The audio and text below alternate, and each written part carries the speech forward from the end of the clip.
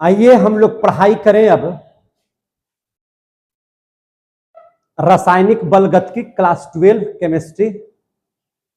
हम लोग चौथा चैप्टर में है। क्या चैप्टर में है? चौथा फिजिकल केमिस्ट्री। आप लोग यहाँ पर हैं? बोलिए।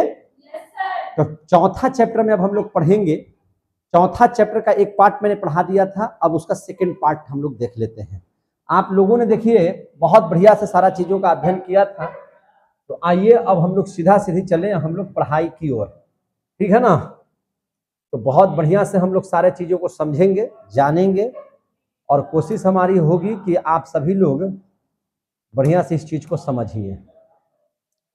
हम लोग लास्ट में कहां तक आए थे? जरा सा कॉपी उपी है तो दिखाइए तो जरा सा, क्या पढ़ाए थे लास्ट में? अभिक्रिया का वेग पढ़ा दिए थे। नहीं, ये क्वेश्चन भी हम दिए थे इसमें।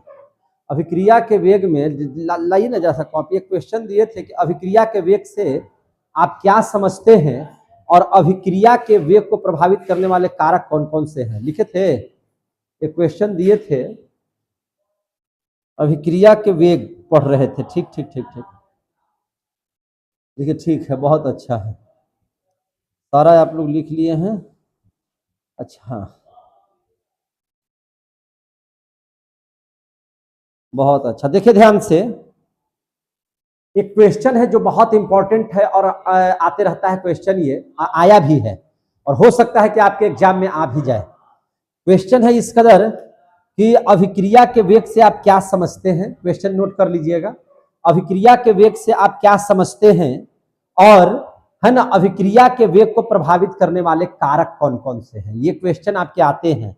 तो रासायनिक अभिक्रिया का वेग में हमने पढ़ा दिया था कि वह दर जिस पर समय के साथ साथ अभिकारक या उत्पाद का सांद्रण परिवर्तित होता है अभिक्रिया का वेग कहलाता है। जिसमें हमने बताया था कि जब समय जैसे जैसे बढ़ेगा, किस कदर अभिक्रिया का जो है वेग बढ़ता है और उत्पाद बनाता है, तो उत्पाद में कैसे बढ़ोतरी होता है, अभिकारक में कैसे कमी होता है, इन सारे चीजों को हमने दर्शाने का काम किया था।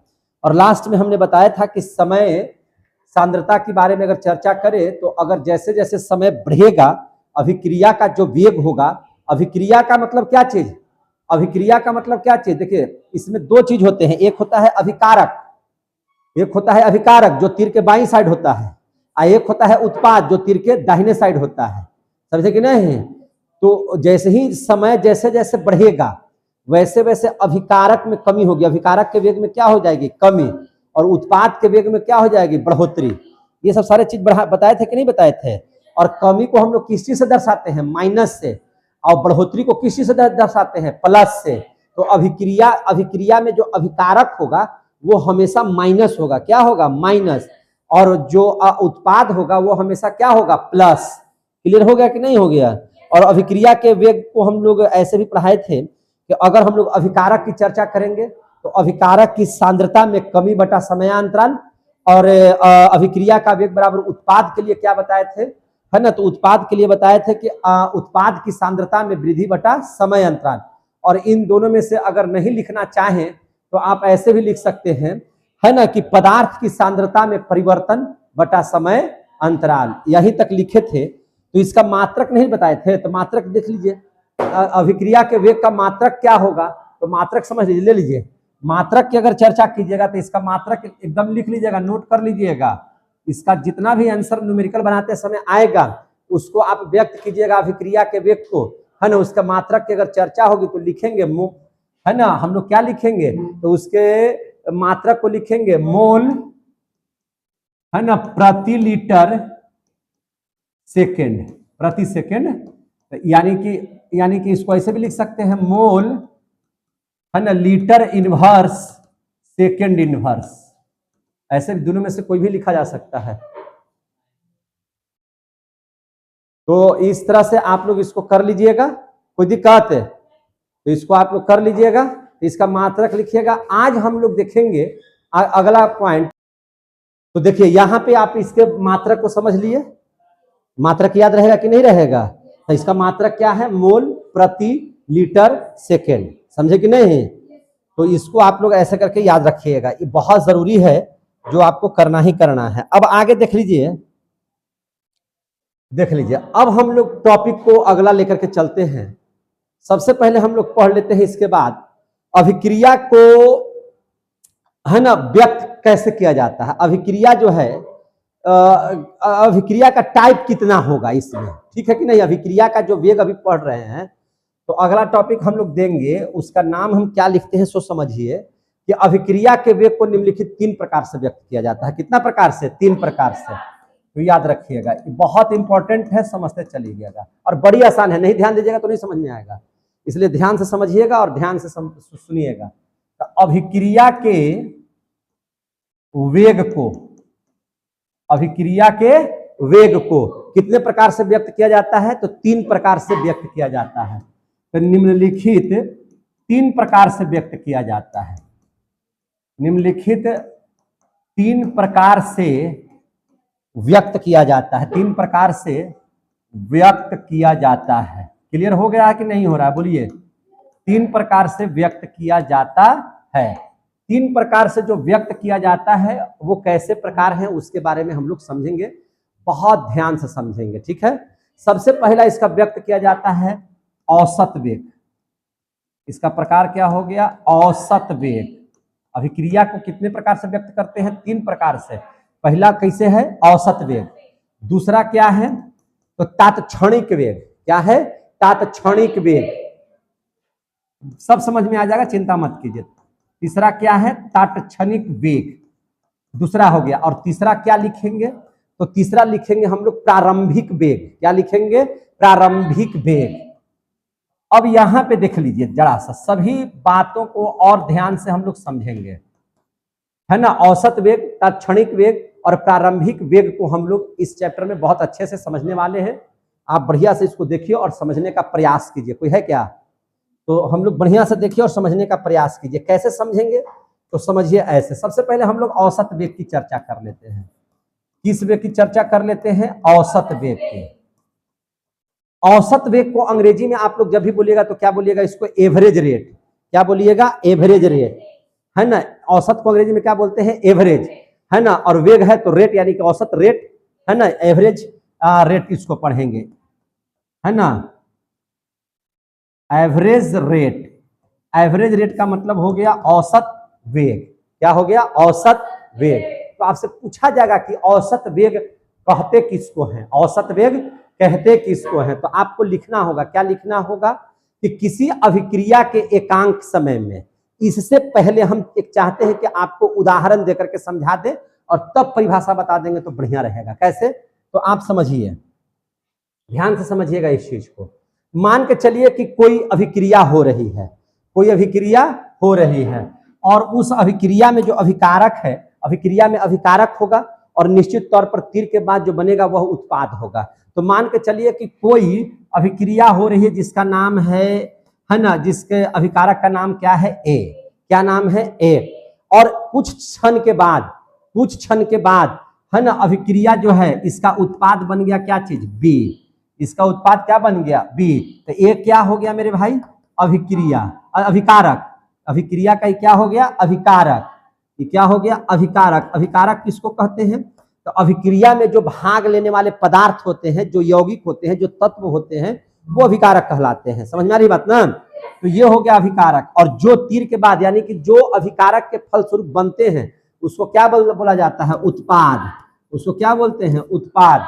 तो अभिकारक हुआ और उत्पाद हुआ। तो यहां पर आप देखिएगा, जब समय में कोई चेंजिंग नहीं हुआ, तो समय में अगर कोई चेंजिंग अगर नहीं होता है, समय में किसी भी प्रकार का कोई चेंजिंग अगर हम लोग नहीं करते हैं, तो देखिए स्थिति क्या होता है कि जो अभिकारक आप लिए हैं, जैसे अगर मान के चलिए कि कोई अमरूद ले लिए हैं आप और उसको छू छा कुछ नहीं रहे, तो जितना अमरूद है उतना ही रहेगा। लेकिन हम लोग क्या कहिए कि उसको थोड़ा सा काट करके खाए, तो खाए तो उसमें काम किए ना, तो काम करने के बाद क्या हो गया? अमरूद का एक हिस्सा कमा, यानी कि उसका वेट कमा, उसका साइज कमा, उसकी आकृति कमी, यानी कि उसमें कुछ न कुछ परिवर्तन हुआ। तो अगर मान के चलिए कि समय हम इस पर 0 ले लेते हैं, है ना, 0 समय में करते हैं, तो जो अभिकारक फुली है, जो अभिकारक फुली है वह फुली रहेगा, है कि नहीं। और इधर उत्पाद पर किसी भी तरह का कोई परिवर्तन नहीं हो जाएगा। लेकिन जैसे ही समय को हम बढ़ाते हैं और समय कर देते हैं कितना सेकंड? 1 सेकंड के बाद। अब जब अभिक्रिया करवा रहे हैं तो 1 सेकंड के बाद अभिकारक की स्थिति क्या होगी?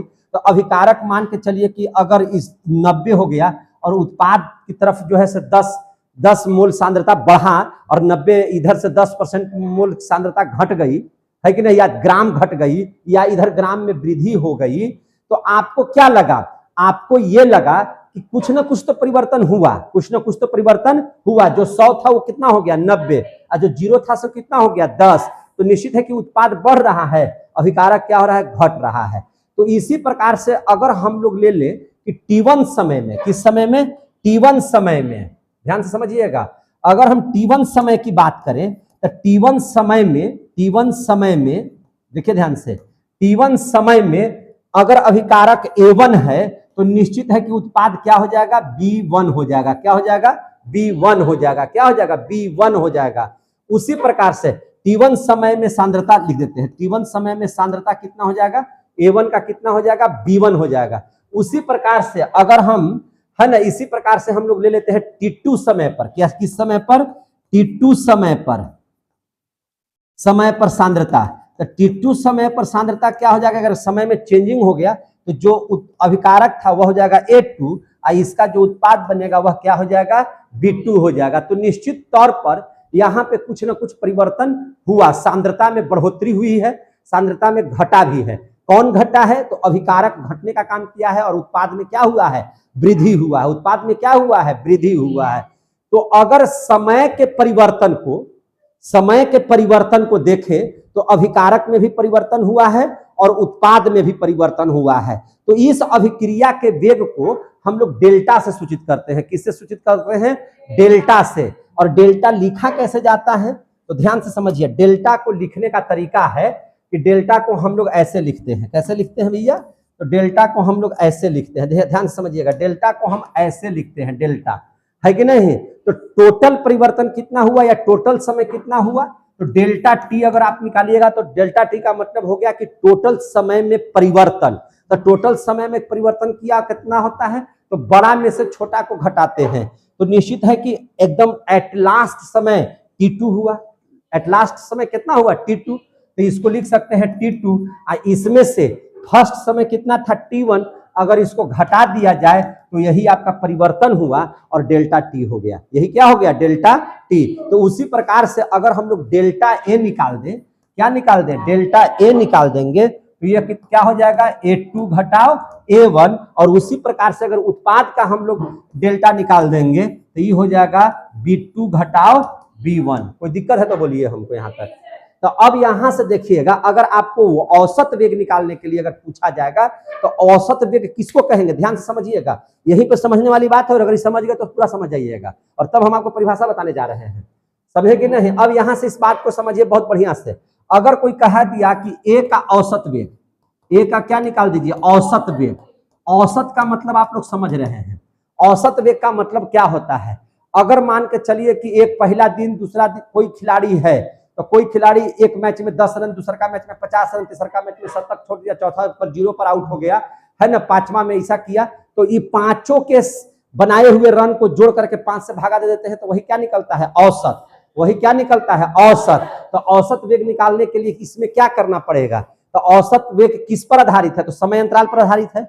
अगर हम ए का मतलब क्या हो गया कि अभिकारक का औसत वेग निकाल रहे हैं, तो अभिकारक का औसत टोटल वेग कितना है, डेल्टा ए।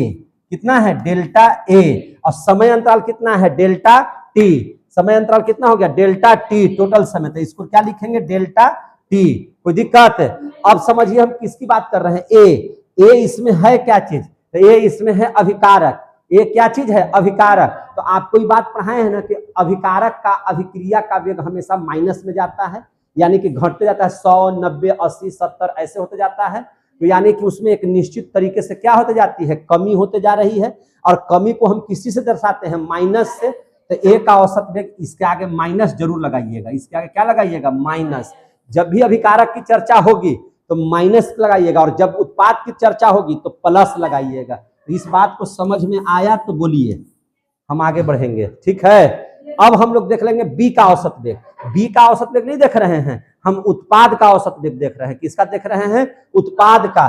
तो बी का औसत वेग कितना हो जाएगा इस हिसाब से, मेरे भाई बताओ जल्दी से। तो इस हिसाब से हो जाएगा डेल्टा बी बटा डेल्टा टी। अब यहाँ प्लस की माइनस, तो उत्पाद की चर्चा कर रहे हैं तो क्या होगा, प्लस। किसकी चर्चा होगी, प्लस की। क्लियर हो गया। तो इस हिसाब से जरा सा देखिए, तो इस हिसाब से हम लोग क्या लिख सकते हैं, औसत वेग की परिभाषा या औसत वेग का सूत्र क्या लिख सकते हैं। तो इसके हिसाब से औसत वेग बराबर क्या होगा, ध्यान से समझिएगा। औसत वेग बराबर क्या होगा, तो औसत वेग बराबर होगा कि अभिकारक या उत्पाद की सांद्रता में परिवर्तन बटा समय अंतराल। समझ में आ गई बात ना। किसके किसके में परिवर्तन होगा, सांद्रता में किसका परिवर्तन होगा, या तो अभिकारक का होगा या उत्पाद का होगा। तो दोनों का नाम दे देते हैं। अभिकारक, अभिकारक क्या था, ए, या उत्पाद क्या था, बी, है कि नहीं। तो अभिकारक या उत्पाद की सांद्रता में क्या चीज, परिवर्तन। सांद्रता में क्या चीज, परिवर्तन। अब बटा समय अंतराल। क्या इसका ये हो सकता है कि नहीं परिभाषा, इसका सूत्र हो सकता है कि नहीं हो सकता है, बोलिए जल्दी से। अगर ये सूत्र हो सकता है तो आप याद रखिएगा, है ना। औसत वेग किसी का भी क्या होता है, तो यही होता है। क्या होता है, अभिकारक या उत्पाद की सांद्रता में परिवर्तन। और परिवर्तन को कैसे सूचित कीजिएगा, अभिकारक की अगर चर्चा कीजिएगा तो डेल्टा ए बटा डेल्टा टी, और उसके आगे माइनस। अगर उत्पाद की चर्चा कीजिएगा तो डेल्टा बी बटा डेल्टा टी, और उसके आगे प्लस। समझ में आ गई बात ना। तो इसी को हम लोग क्या कहते हैं, परिवर्तन। और नीचे हमेशा डेल्टा टी ही रहेगा, समय अंतराल वही हो, चूंकि समय में परिवर्तन को ही क्या बोलते हैं, है ना, औसत वेग कहते हैं, है कि नहीं। जैसे जैसे समय बढ़ेगा। तो इस हिसाब से अब हमको बताइए, इस हिसाब से अगर हम लोग बात करें इसकी परिभाषा की, किसकी परिभाषा की, औसत वेग की परिभाषा की। किसकी परिभाषा की, औसत वेग के परिभाषा की। तो औसत वेग का परिभाषा क्या होगा, ध्यान से समझिए। तो औसत वेग बराबर हम लोग अब लिख सकते हैं, है ना। इसकी परिभाषा क्या लिख सकते हैं मेरे भाई, तो औसत वेग का डिफिनेशन हम लोग लिखने चल रहे हैं। तो क्या लिखेंगे हम लोग, समय पर तो निर्भर है, इसमें समय पर हम लोग निर्भर है ना। बिना समय का, देखिए समय पर निर्भर समय अंतराल लिख रहे हैं। समय अंतराल का मतलब कि 1 सेकंड में इतना तो 2 सेकंड में इतना, दोनों में माइनस कर देंगे तो वही हमारा क्या हो जाएगा, समय अंतराल हो जाएगा, है कि नहीं। दोनों को एक दूसरे से घटा देंगे तो क्या हो जाएगा, बड़े समय को छोटे समय से घटा देंगे तो क्या हो जाएगा, समय अंतराल हो जाएगा। वो समझे कि नहीं। और समय अंतराल को किससे सूचित करते हैं, डेल्टा टी से। किससे सूचित करते हैं, डेल्टा टी से। तो हम लोग लिख सकते हैं कि किसी अभिक्रिया के एकांक समय में, क्या इसकी परिभाषा लिख सकते हैं, किसी अभिक्रिया के, है ना, किसी अभिक्रिया के एकांक समय में, कितना समय में, एकांक समय में, है ना, एकांक समय में अभिक्रिया या उत्पाद की सांद्रता में परिवर्तन, वही तो लिखे हैं, है ना। क्या लिखे हैं, समय में अभिक्रिया या, बोलिए, अभिक्रिया या उत्पाद की सांद्रता में, उत्पाद की सांद्रता में, है ना, सांद्रता में परिवर्तन। सांद्रता में क्या चीज, परिवर्तन। सांद्रता में परिवर्तन क्या कहलाता है, औसत वेग कहलाता है। क्या कहलाता है, औसत वेग। तो उत्पाद की सांद्रता में, है ना, सांद्रता में परिवर्तन अभिक्रिया का, है ना, अभिक्रिया का क्या कहलाता है, औसत वेग कहलाता है। अभिक्रिया का औसत वेग कहलाता है। कोई दिक्कत है, अगर डायरेक्ट परिभाषा लिख के समझाते तो हो सकता था कि आपको याद नहीं होता, लेकिन अब शायद परिभाषा आपको याद हो जाएगा। आपको कैसे औसत वेग को ध्यान में रखना है, तो आप हमको देखिए, बोर्ड पर मत देखिए, आप हमको देखिए कैसे याद रखेंगे। तो भैया कोई अभिक्रिया करवाना है तो अभिक्रिया में 2 चीज होता है, अभिकारक और उत्पाद। कौन चीज होता है, उत्पाद। समय हमको लेना ही है, तो क्या बोलेंगे इसकी परिभाषा, तो किसी अभिक्रिया में एकांक समय में, क्या बोलेंगे, किसी अभिक्रिया के एकांक समय में किसके किसके, अभिकारक या तो उत्पाद, अभिकारक या तो उत्पाद, उसकी सांद्रता में परिवर्तन, उसकी सांद्रता में परिवर्तन उस अभिक्रिया का औसत वेग कहलाता है। आ गया, समझ में आ गया बात है। कोई दिक्कत है तो बताइए। अब आपको यहाँ पे आएगा, कोई अभिक्रिया हम दे रहे हैं और उसका औसत वेग निकालना होगा, कैसे निकालेंगे, है ना, उसका क्या निकालना होगा, औसत वेग। तो कैसे निकालेंगे, तो ध्यान से समझिए। हम कोई अभिक्रिया लिख रहे हैं, क्या लिख रहे हैं, अभिक्रिया। हम यहाँ पे अभिक्रिया लिख रहे हैं, उस अभिक्रिया है कैसे कैसे, N1A, क्या नाम है इसका, N1A, है ना, N1 ए, N2B क्या लिख देते हैं, N2B।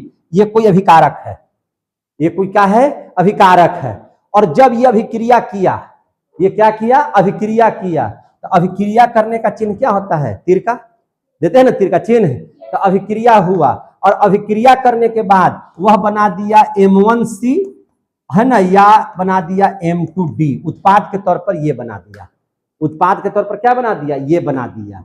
समझे कि नहीं। अब आपको कहा जाएगा कि इसके बारे में बताओ, इसके बारे में बताओ और इसका औसत वेग क्या होगा। तो सबसे पहले इसके बारे में बताओ, इसके बारे में बताओ है ना, बताओ कि मानी है क्या चीज, और औसत वेग भी बताओ, औसत वेग भी बताओ, औसत वेग कितना होगा। क्लियर हो गया, औसत वेग कितना होगा। तो चलिए इसको सीखिए आराम से। औसत वेग निकालने के लिए आपको सिखा दे रहे हैं और सारा चीज आपको समझाने का प्रयास करते हैं कि कैसे इसको निकाला जाएगा, ठीक है ना। तो सबसे पहले आप रिएक्शन को यहाँ पे आराम से ले लीजिए। हम यहाँ पे आपको रिएक्शन लेते हैं, कहाँ पे, यहाँ पे। उसी रिएक्शन को यहाँ पे लेते हैं, क्या लेते हैं, N1A प्लस N2B। अभिकारक किया तो क्या बना दिया, M1C प्लस M2D। M2D बनाया कि नहीं बनाया, यही ना अभिक्रिया लिए थे। अभिकारक में अभिकारक यही लिए थे, उत्पाद यही लिए थे, पूरा अभिक्रिया यही लिए थे। समझ में आ रही है बात। अब हमको समझना है क्या चीज, ए का औसत वेग। किसका औसत वेग, ए का। फिर हम लोग समझेंगे किसका औसत वेग, बी का। फिर हम लोग समझेंगे किसका, सी का। और फिर किसका समझेंगे, डी का। किसका समझेंगे, डी का। तो आप समझिए ध्यान से। सबसे पहले हम लोग ए का औसत वेग समझे। ए का औसत वेग अभी जस्ट आप लोग पढ़े हैं, औसत वेग। ए का औसत वेग जरा सा देख लीजिए। ए का औसत वेग क्या होगा, अभी पढ़े हैं, डेल्टा ए। क्या पढ़े हैं, डेल्टा ए बटा डेल्टा टी। है ए किधर है, अभिकारक की तरफ है कि उत्पाद की तरफ है, अभिकारक की तरफ है। तो अभिकारक हमेशा क्या होगा, कमी। कमी को किसी से दर्शाइएगा, माइनस से। तो इसके आगे क्या चीज दर्शाएंगे, माइनस। क्लियर हो गया, इसके आगे क्या दर्शाएंगे, माइनस। यही इसका हो गया ए का औसत वेग। क्लियर हो गया, समझ में आ गया बात है। इसको क्या बोलेंगे, औसत वेग। अब इसी हिसाब से आपसे अगर कोई पूछ दिया बी का औसत वेग, किसका औसत वेग, बी का औसत वेग, तो बी का औसत वेग क्या होगा। तो बी का औसत वेग बताइए, डेल्टा बी बटा डेल्टा टी। उसी प्रकार से आपका पूछा जाएगा, यहाँ पे पूछ दिया जाएगा सी का औसत वेग। क्या चीज का, सी का औसत वेग। तो सी का औसत वेग क्या होगा, तो सीधा लिखेंगे डेल्टा सी बटा डेल्टा टी। उसी प्रकार से आपसे पूछा जाएगा, समझ में आ रहा है कि ऐसे खाली बोल रहे हैं, आ रहा है समझ में। डी का औसत वेग, डी का औसत वेग, तो डेल्टा डी बटा डेल्टा टी। अब यहाँ पे कहाँ प्लस कहाँ माइनस, तो देखिए बी का औसत वेग, आप बी को एक नजर देख लीजिए, तीर के बाईं साइड है यानी कि अभिकारक है, तो इसके सीधे क्या लग जाएगा, माइनस। सी किधर है, उत्पाद में, क्या लगेगा, प्लस। डी किधर है, उत्पाद में, क्या लगेगा, प्लस। कोई दिक्कत, औसत वेग निकालने आ गया कि नहीं निकालने आ गया, जोर से बोलिए। औसत वेग आ गया समझ में। तो ये औसत वेग आपको निकालना है। तीन तरह से जो व्यक्त करते हैं, पहला हो गया क्या चीज, औसत वेग। दूसरा क्या हो गया, तात्क्षणिक वेग। तीसरा क्या हो गया, प्रारंभिक वेग। तो ये आपने औसत वेग निकालने का काम किया है कि नहीं। आप इस बात को ध्यान दीजिएगा कि अभिक्रिया की सांद्रता में हमेशा कमी होता है। क्या याद रखिएगा, हम लिख देते हैं बल्कि, है ना, अभिक्रिया के, अभिकारक नहीं कि अभिक्रिया बोलेगा, अभिकारक, अभिकारक के सांद्रता में कमी, अभिकारक के सांद्रता में हमेशा क्या होगा, कमी। और उत्पाद के सांद्रता में हमेशा क्या होता है, सांद्रता में हमेशा वृद्धि। वृद्धि को किस चीज से दर्शाएंगे, प्लस से। कमी को किस चीज से दर्शाएंगे, माइनस से। याद रहेगा, होती है, लास्ट में लिख देते हैं, होती है। अभिकारक में हमेशा कमी होगी, उत्पाद में हमेशा वृद्धि होगी। याद रहेगा कि नहीं रहेगा। आई एनवा है क्या चीज, तो ई एन जो है वो संख्या है। जैसे कोई हम लोग लेते हैं, हम लोग ले लेते हैं, कोई इस तरह से नहीं रखते हैं क्या भाई, तो N2 प्लस 3H2 ऐसे लिखते हैं कि नहीं लिखते हैं। तो ये 3 जो है से वही हो गया N2, इसके आगे भी एक छुपा हुआ है तो ये हो गया N1। आ गया समझ में। तो वो उसकी है ना, वो क्या है उसका है ना, संख्या को दर्शाता है, रिएक्शन को। चलिए हो गया यहाँ तक। अब ये इस बात को समझिएगा, जब यहाँ तक समझ में आ गया तो अब देख लीजिए हम लोग अगला जो टॉपिक पढ़ रहे हैं उस टॉपिक का जो नाम होगा, अभी इसी में चल रहे हैं, अभी तीनों जब खत्म करेंगे तब आगे टॉपिक नया शुरू होगा, लेकिन इसी में जो पढ़ा रहे हैं उसका नाम है, उसको हम लोग टॉपिक बना रहे हैं और क्लियरिटी करने के लिए, अभिक्रिया का रस समीकरण है ना, उसको क्या बोलते हैं, रस समीकरण मितीय है ना, रस समीकरण मितीय, अभिक्रिया की रस समीकरण मितीय के अनुसार है ना कैसे हम लोग औसत वेग निकालेंगे उसके बारे में देख लेंगे। ठीक है ना। तो चलिए हम लोग देखते हैं आगे, और जो अगला टॉपिक बनाते हैं उसका नाम है अभिक्रिया का, क्या नाम है, अभिक्रिया का है ना, क्या बोले हम अभी, रस समीकरण मितीय, क्या बोलेंगे, रस समीकरण मितीय, रस समीकरण मितीय, रस समीकरण मितीय, क्या बोलेंगे, रस समीकरण मितीय के अनुसार। अब देख लेते हैं अभिक्रिया का वेग, औसत वेग। ठीक है ना, अभिक्रिया का रस समीकरण मितीय के अनुसार। अब रस समीकरण मितीय को आप लोग समझ लीजिए, रस समीकरण मितीय किसको कहेंगे, तो ध्यान से समझ लीजिए। रस समीकरण मितीय का मतलब हो गया जो गुणांक, हम लोग जो अभी बताए ना कि गुणांक लिखते हैं, अरे किसी भी तत्व या यौगिक के आगे जो संख्या लिखी जाती है, अगर कोई संख्या नहीं लिखी गई है तो इसका मतलब है कि 1 है। अगर कोई आगे 3 लिखा हुआ है, 1/2 लिखा हुआ है, 10 लिखा हुआ है, तो जो संख्या हम लोग लेते हैं ना, जो संख्या लेते हैं, संख्या का मतलब जो गुणांक रखते हैं, वही हो गया रस समीकरण है ना, माप है ना, क्या हो गया, रस समीकरण माप, रस समीकरण मितीय उसको कहेंगे। तो हम लोग उसको क्या बोल सकते हैं, रस समीकरण मितीय क्या है। अगर आपसे कोई ऐसे ही पूछ दे कि सर ये है क्या चीज, इसको आप ऐसे भी बोल सकते हैं रस समीकरण मितीय को, कि अभिक्रिया या उत्पाद के मोलों की संख्या, मोले नहीं हुए एक तरह से, 1 मोल 2 मोल, नाइट्रोजन का 1 मोल, हाइड्रोजन का 3 मोल, अभी बोल रहे थे, है कि नहीं। तो उसी का मोल की संख्या, उसकी क्या है, मोल की संख्या को ही हम लोग रस समीकरण मितीय कहते हैं। समझे कि नहीं, रस समीकरण मितीय कहते हैं। मैंने क्या चीज बोल दी है हम, इसे जो अभिकारक या उत्पाद लिए, है कि नहीं, जो अभिकारक या क्या ले लिए, उत्पाद के मोल की संख्या,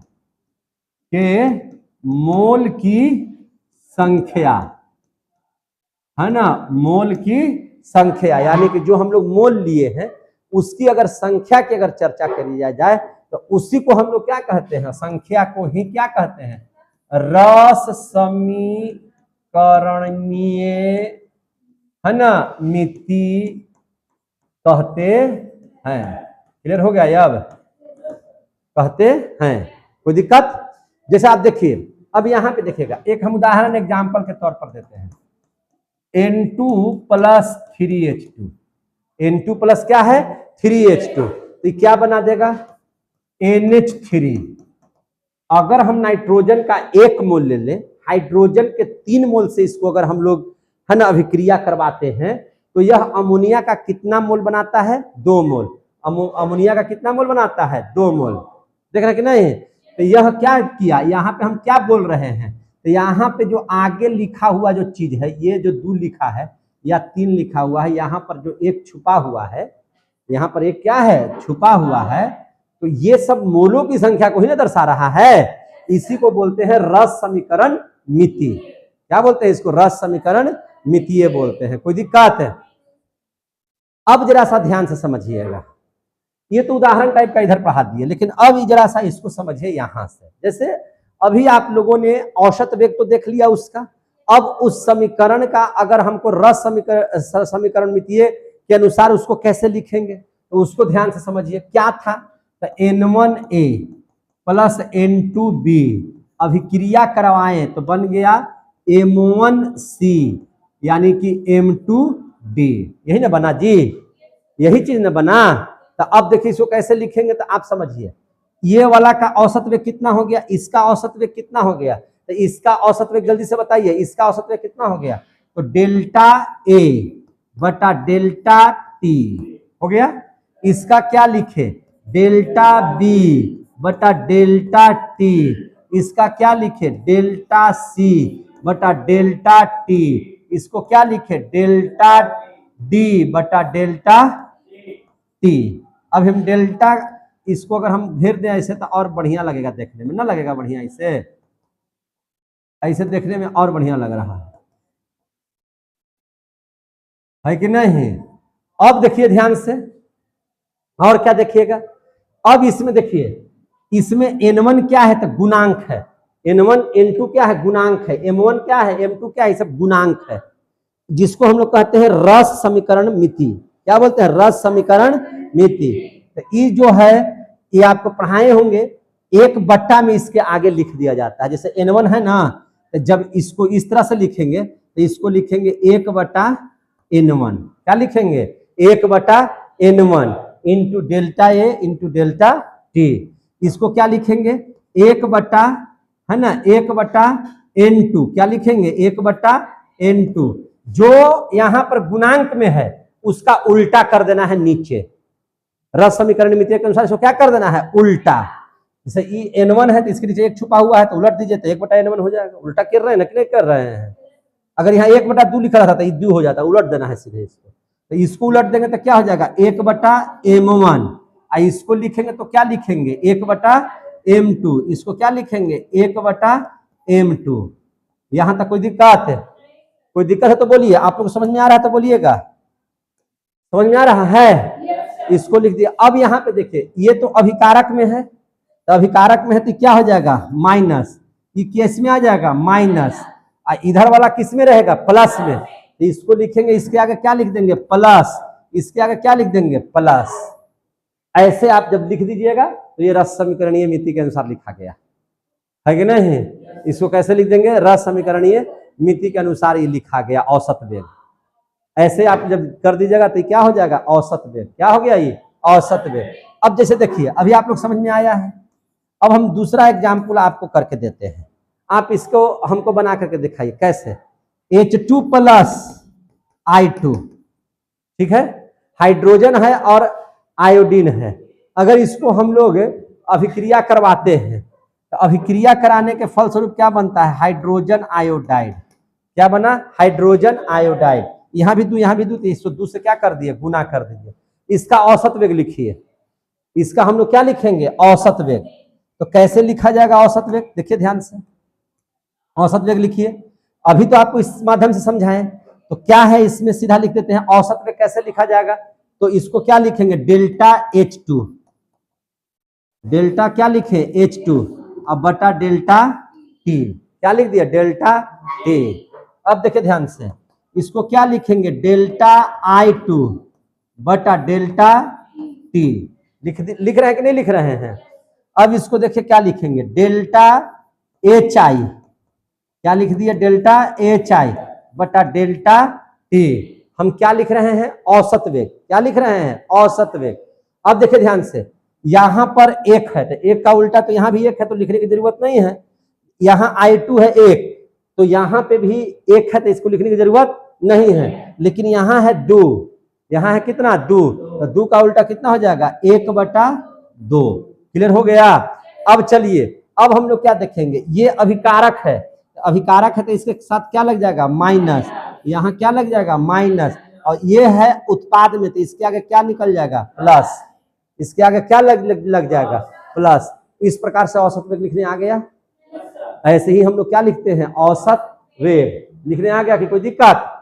तो एक और देख लेते हैं। अभी अब आप लोग बताइए हमको फटाक फटाक दे कि नहीं दे, बोलो ना जी, दे देते हैं। चलिए एक और लिख करके दिखाइए, ठीक है। क्या लिख करके दिखाता है तीसरा नंबर, क्या लिखने के लिए हम बोल रहे हैं, तो अगला जो निकाल रहे हैं उसका औसत वेग लिखने के लिए बोल रहे हैं आपको। क्या लिखने के लिए बोल रहे हैं औसत वेग। कैसे लिखिएगा अभी दिए थे एग्जाम्पल NN2 प्लस 3H2 क्या बना दिया NH3, क्या बना दिया NH3 बना दिया। अब इसका इस पर औसत वेग लिखिए, इस पर क्या लिखिए औसत वेग, इस पर क्या लिखिएगा औसत वेग। चलिए औसत वेग लिखते हैं, कैसे लिखेंगे बताइए, इसका क्या लिखें डेल्टा N बटा N2 बटा डेल्टा T लिख दिए, डेल्टा N2 बटा डेल्टा T बराबर का चिन्ह दीजिए। इसको क्या लिखेंगे डेल्टा H2 बटा डेल्टा T। अब इसको क्या लिखें डेल्टा NH3 बटा डेल्टा T लिखा दिया। कोई दिक्कत है कहीं से, कोई दिक्कत है तो बोलिए। अब चलिए ये 1 है तो यहाँ पे छोड़ देना है, यहाँ पे 3 है तो यहाँ क्या लिखेंगे 1/3, समझ में आ रहा है बात। यहाँ 2 है तो क्या लिखेंगे 1/2 लिख देंगे, कोई दिक्कत है। अब इसको माइनस लिखें कि प्लस लिखें, माइनस। इसको क्या लिखें इसको क्या लिखें, आ रहा है समझ में, क्लियर हो गया कि नहीं हो गया। कोई दिक्कत है औसत वेग लिखने में, औसत वेग लिखने में कोई दिक्कत। तो अब देख लीजिए चौथा, एक और देते हैं और क्लियर कीजिए, समझ में आ रही है बात ना, और क्लियर कीजिए। और ये लिखने आ गया तो हम अगला टॉपिक बढ़ाएंगे, और नहीं लिखने आया तो और देंगे, ठीक है। तो चौथा हम आपको देते हैं N2O6 है, क्या चीज है N2O6, इसका विखंडन हो गया है ना, और विखंडन होने के बाद बना दिया अलग अलग हो गया, एक बना दिया NO2, क्या बना दिया NO2, आई प्लस क्या बना दिया O2, क्या बना दिया O2। यहाँ नाइट्रोजन 2 है ना, यहाँ पे नाइट्रोजन कितना है 2। तो आपको कैसे गुना कीजिएगा कि सब सही हो जाए, तो यहाँ पे आपको करना पड़ेगा 2 से गुना, और यहाँ करना पड़ेगा आपको 4 से गुना, बैलेंस बनाने के लिए। बैलेंस बनाने के लिए आपको 10 क्लास में सिखाया जाता है, सिखाया जाता है कि नहीं सिखाया जाता है। जैसे यहाँ 4n तो 2 दूनी 4n, यहाँ 4 दूनी 8 2 10 है नहीं, 4 दूनी 8,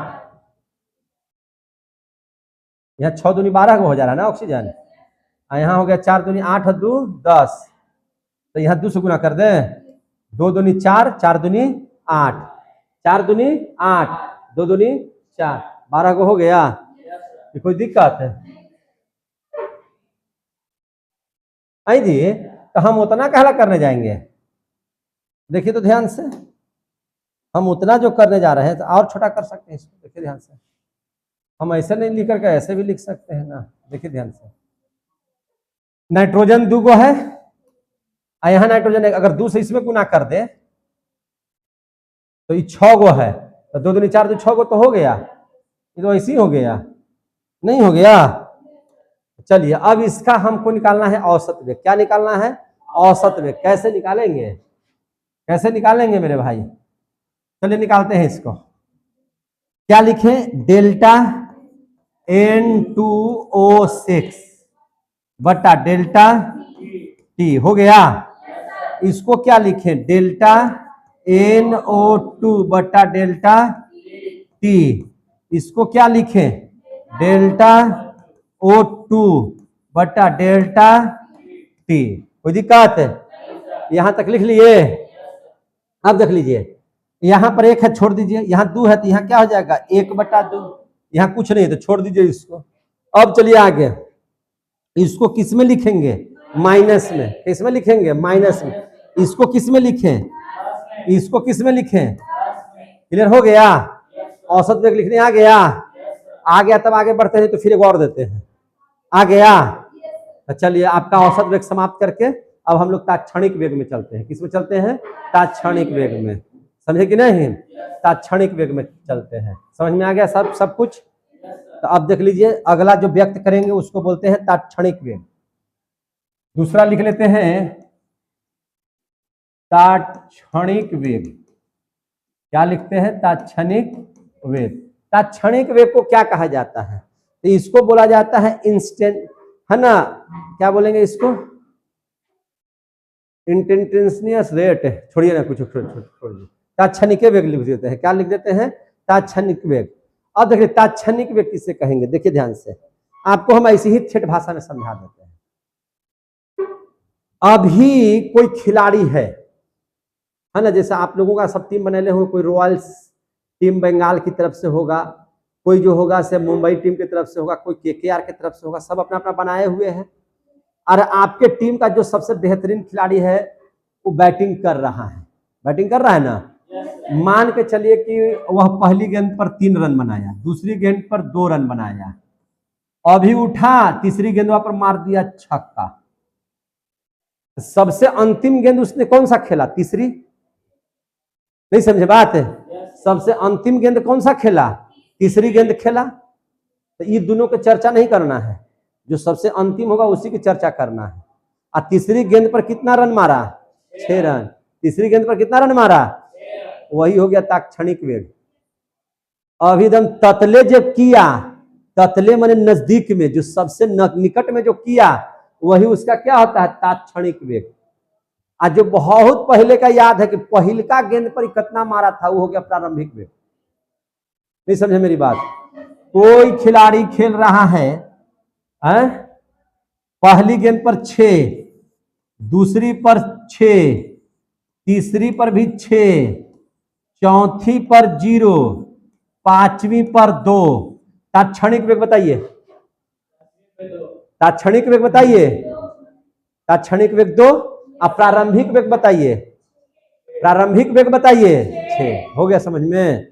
यही है तात्क्षणिक और प्रारंभिक, तात्क्षणिक और प्रारंभिक। तो अब देख लीजिए तात्क्षणिक वेग किसे कहेंगे, तात्क्षणिक वेग किसे कहेंगे? समझ में आ रही है बात? तात्क्षणिक वेग लिखे किसी, है ना, किसी क्षण पर। क्या लिखेंगे? किसी क्षण पर, किसी क्षण पर। हमको लगता है कि आप लोग समझ गए। अब खाली इसी परिभाषा लिख करके खत्म कर देना है, समझे कि नहीं? तो किसी क्षण पर अभिक्रिया का वास्तविक वेग, किसी क्षण पर अभिक्रिया का वास्तविक वेग, अभिक्रिया का वास्तविक वेग, है ना, किसी क्षण पर अभिक्रिया का वास्तविक वेग उसका तात्क्षणिक वेग कहलाता है, उसका तात्क्षणिक वेग कहलाता है, वेग कहलाता है। आ गया समझ में? तात्क्षणिक वेग कहलाता है।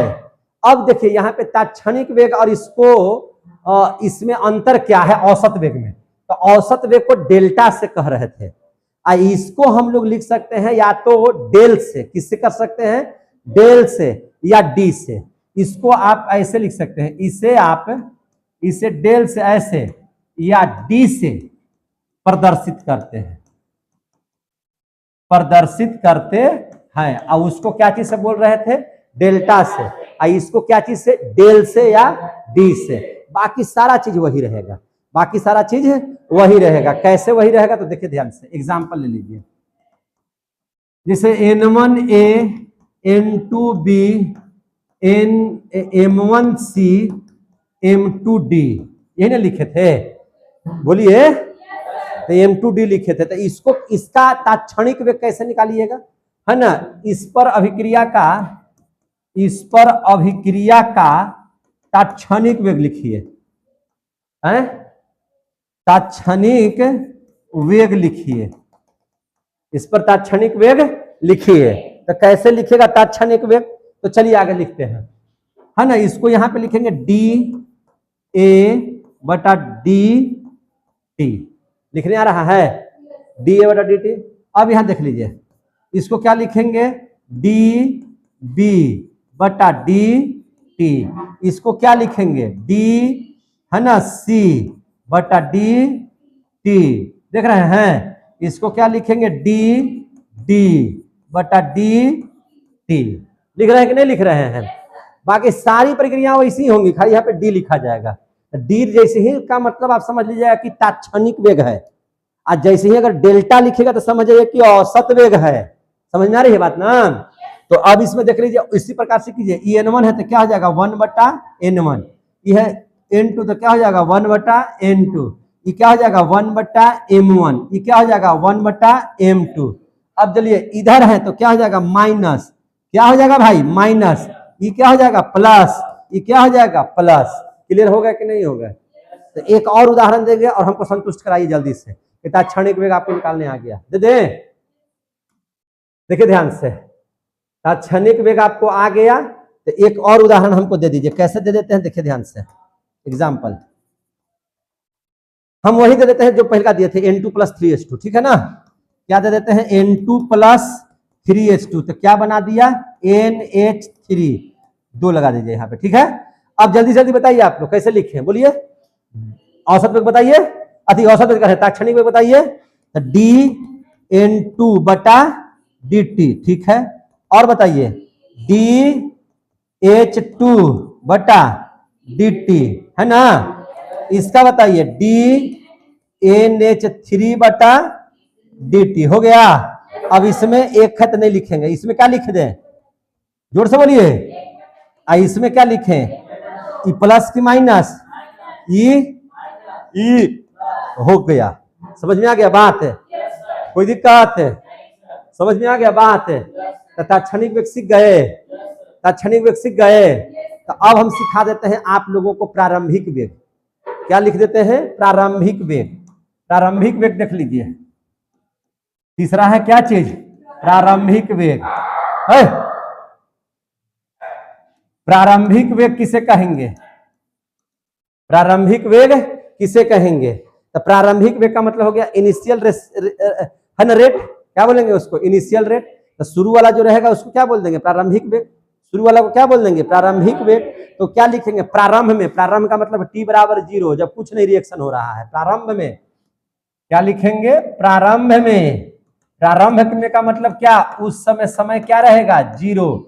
0 वाले अभिक्रिया को हम लोग क्या कहते हैं? प्रारंभ। क्या कहते हैं? प्रारंभ।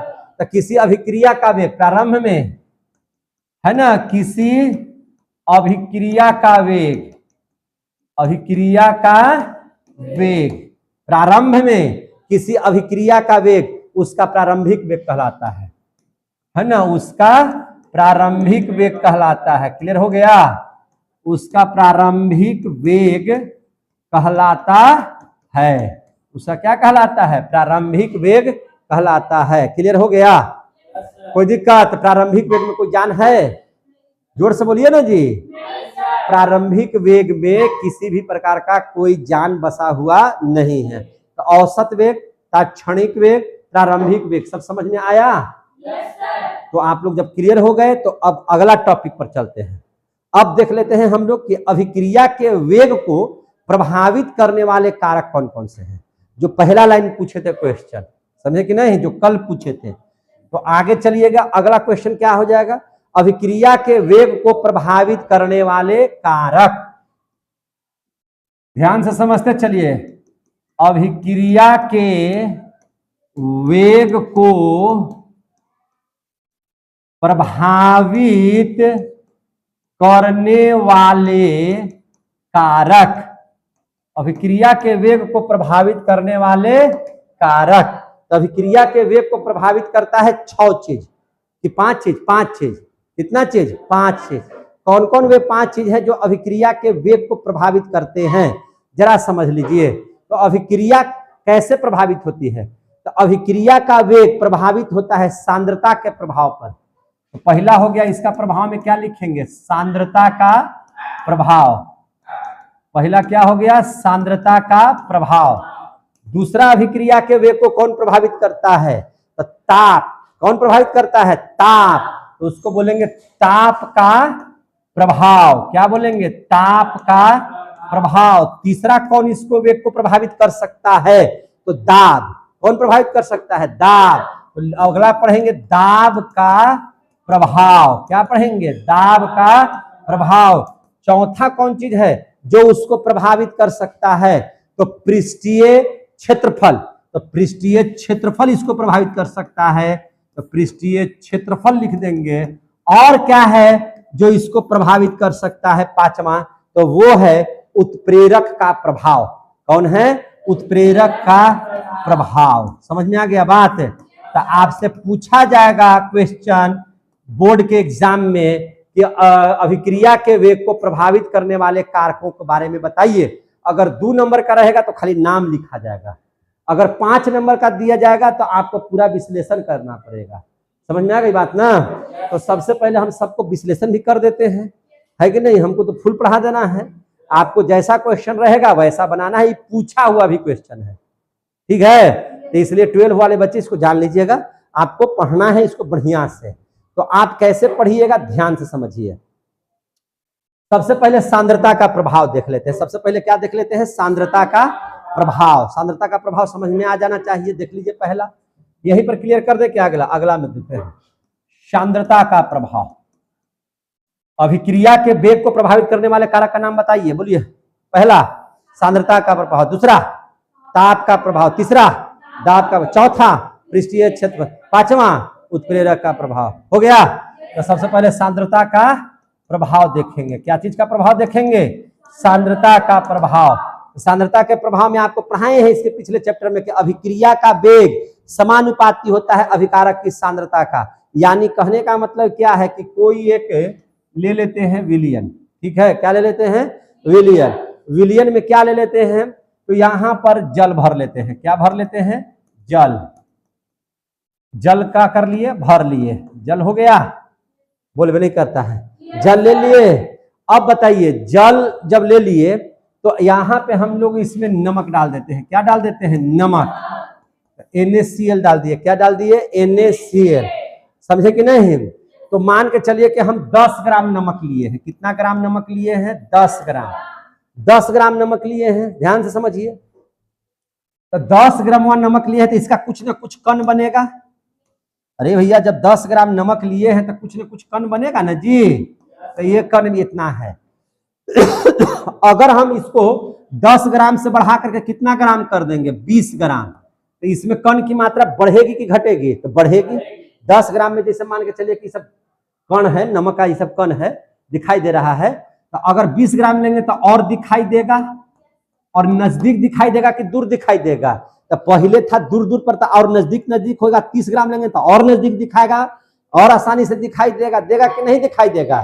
तो कण की मात्रा क्या होगी, बढ़ेगी। जैसे जैसे इसकी मात्रा बढ़ाइएगा, सांद्रता, इस सांद्रता न है। जल में अगर आप नमक मिला दिए, यानी कि सांद्रण कर रहे हैं, तो सांद्रण करने का मतलब क्या है कि जैसे इसकी मात्रा को बढ़ाइएगा तो कण की मात्रा क्या हो जाएगी, ऑटोमेटिक बढ़ेगी। कण की मात्रा क्या हो जाएगी, बढ़ेगी। तो मान के चलिए, है ना, क्या होगा कि अगर अभिकारक है A, तो A अगर बढ़ेगा तो B भी क्या हो जाएगा, बढ़ जाएगा। A यानी कि आपका जैसे ही आप सांद्रता को बढ़ाइएगा तो भैया कण क्या हो जाएगा, बढ़ जाएगा। कण क्या हो जाएगा, बढ़ जाएगा। समझ में आ रही है बात ना। अगर इसको घटाइएगा, अगर इसका और कम कर दीजिएगा तो ये और क्या हो जाएगा, कम हो जाएगा। होगा कि नहीं होगा कम। तो यानी कहने का मतलब है क्या चीज, कि अभिक्रिया का जो वेग होता है, अभिक्रिया का जो वेग होगा वह समानुपाती होगा। तो वह समानुपाती किसका होगा, तो अभिकारक की सांद्रता पर। किसका सांद्रता पर, अभिकारक की सांद्रता पर। अभिकारक बोले तो क्या चीज, अभिकारक बोले इसमें तो क्या चीज, तो अभिकारक है NaCl। क्या है अभिकारक, कौन है, NaCl। NaCl बोले तो क्या चीज, विलय। NaCl क्या चीज, विलय, जो घुलता हो, वही ना होगा जी। तो अभिक्रिया का वेग समानुपाती होता है किसका, तो अभिकारक की सांद्रता का। अभिकारक की सांद्रता का, अभिकारक की सांद्रता का। अभिकारक बोले तो क्या चीज, विलय की मात्रा। किसकी मात्रा, विलय की मात्रा, है कि नहीं। इसी को ना भुला रहे हैं उसमें। तो याद रखिएगा, अभिकारक का सांद्रण, अभिकारक का सांद्रण यानी कि NaCl का सांद्रण बढ़ने पर, अगर NaCl बढ़ाते जाइएगा, समझ में आ रहा है ना, तो अभिक्रिया का वेग क्या होते जाएगा, बढ़ते जाएगा। अब घटाइएगा तो क्या होते जाएगा, घटते जाएगा। समझ में आ गई बात ना। इसमें क्या हो गया, पानी में जो है, पानी में है कम है, तो कम है तो कम कण दिखाई दे रहा है। ज्यादा लीजिएगा तो ज्यादा कण दिखाई देगा। ज्यादा का मतलब क्या, कि अभिक्रिया का वेग को और बढ़ाना पड़ेगा, घुलाने के लिए उसको और भार पड़ेगा। समझे कि नहीं। तो जितना ज्यादा लीजिएगा कण, जितना ज्यादा लीजिएगा मात्रा, जितना ज्यादा सांद्रता लीजिएगा, अभिकारक का वेग उतना ही ज्यादा बढ़ने लगेगा। समझ में आ गई बात, दिमाग काम कर रहा है। तो यही बात को बोल रहे हैं। तो इसका क्या लिखेंगे, कि अभिकारक का सांद्रण बढ़ाने पर क्या लिखेंगे, अभिकारक का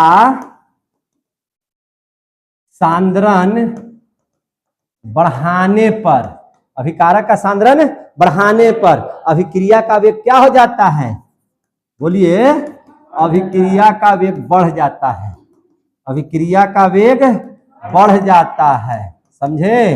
अभिक्रिया का वेग क्या हो जाएगा? बढ़ जाता है, तथा घटाने पर क्या हो जाएगा? घट जाता है, तथा घटाने पर घट जाता है। तो प्रभाव पड़ा कि नहीं पड़ा? घटाने पर घट जाता है। बोलिए, प्रभाव पड़ा जी? बोल भी नहीं करता है। जैसे सांद्रण, यानी कि अगर आप सांद्रता क्या कीजिएगा, देखिए सांद्रता बढ़ाइए तो अभिक्रिया का वेग क्या हो जाएगा? अभिक्रिया का वेग क्या हो जाएगा? बढ़ जाएगा। क्या हो जाएगा? बढ़ जाएगा। अब इसको घटाइए, सांद्रता को क्या कीजिए? घटाइए तो अभिक्रिया का वेग क्या हो जाएगा? घट जाएगा। अभिक्रिया का वेग क्या हो जाएगा? घट जाएगा। समझ में आ गई बात? क्लियर हुआ कि नहीं हुआ?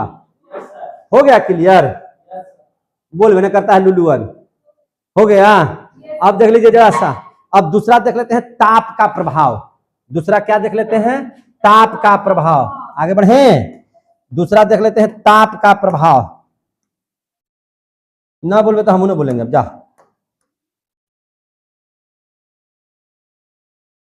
ताप का प्रभाव।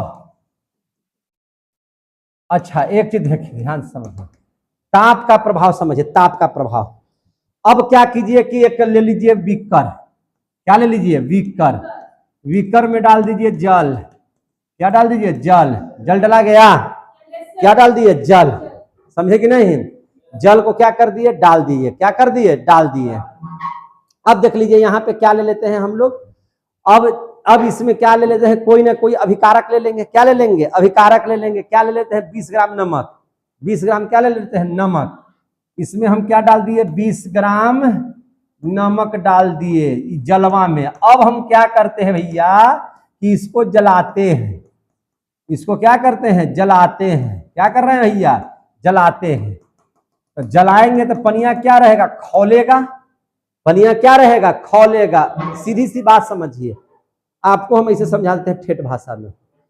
आपको हम ले आते हैं यहाँ पे, गरम तावा रोटी सेकने वाला रखा हुआ है। गरम तावा रोटी सेकने वाला क्या है? रखा हुआ है। क्या पढ़ रहे हैं? ताप का प्रभाव। क्या पढ़ रहे हैं? ताप का प्रभाव।